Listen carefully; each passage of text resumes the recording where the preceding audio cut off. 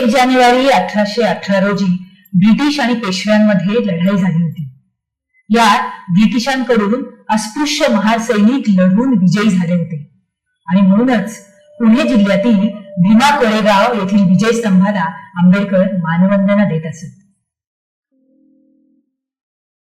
1927च्या सुमारास मुंबई प्रांताच्या विधिमंडळामध्ये राव बहादूर सीताराम केशव बोले यांनी ठराव संमत करून सार्वजनिक निधीतून उभारलेल्या शाळा, दवाखाने, कार्यालये, न्यायालये, धर्मशाळा आणि पिण्याच्या पाण्याच्या विहिरी या अस्पृश्यांना वापरण्यासाठी खुल्या केल्या. मात्र सनातनी स्पृश्यांनी याची अंमलबजावणी केली नाही आणि म्हणूनच 20 मार्च 1927 रोजी महाड येथे पाण्यासाठी आंदोलन केले गेले.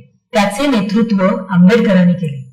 यामध्ये सुरेंद्रनाथ टिपणीस, संभाजी गायकवाड, अनंतराव चित्रे, रामचंद्र मोरे, गंगाधर पंत सहस्त्रबुद्धे, बापूराव जोशी, विश्राम संवादकर, शिवराम जाधव, केशवराव व गोविंद आर्डेकर, कमलाकांत चित्रे इत्यादी नेते उपस्थित होते आणि असंख्य अस्पृश्य समाज बांधवांच्या उपस्थितीत आंबेडकरांनी सर्वप्रथम 14 तळ्याचे पाणी ओंजळीत घेऊन भाषण केले.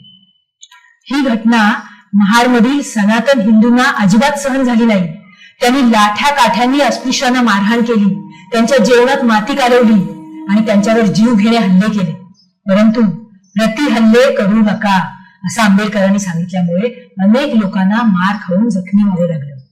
आंबेडकरांनी कायदेशीर, नागरी आणि मानवी हक्क आंदोलन यशस्वी केले आणि मग 14 तळे अस्पृश्यांसाठी खुले झाले.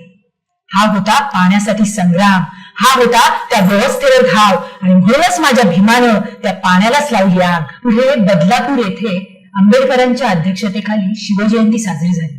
त्यावेळी शिवाजी महाराजांच्या लोकहितकारी राज्य पद्धतीवर त्यांनी भाषण केले. नंतर दादर रेल्वे स्थानकाजवळ गणेश उत्सवाच्या भाषणात जेव्हा अनिष्ट रूढी नष्ट होतील तेव्हाच समाज सामर्थ्यवान बनेल असं आंबेडकरांनी सांगितलं. मनुस्मृती हा ग्रंथ अस्पृश्यांवरील अन्यायाचे, क्रूरतेचे आणि विषमतेचे प्रतीक आहे आणि म्हणूनच 25 डिसेंबर 1927 रोजी आंबेडकरांनी महाड येथे या मनुस्मृतीचं दहन केलं.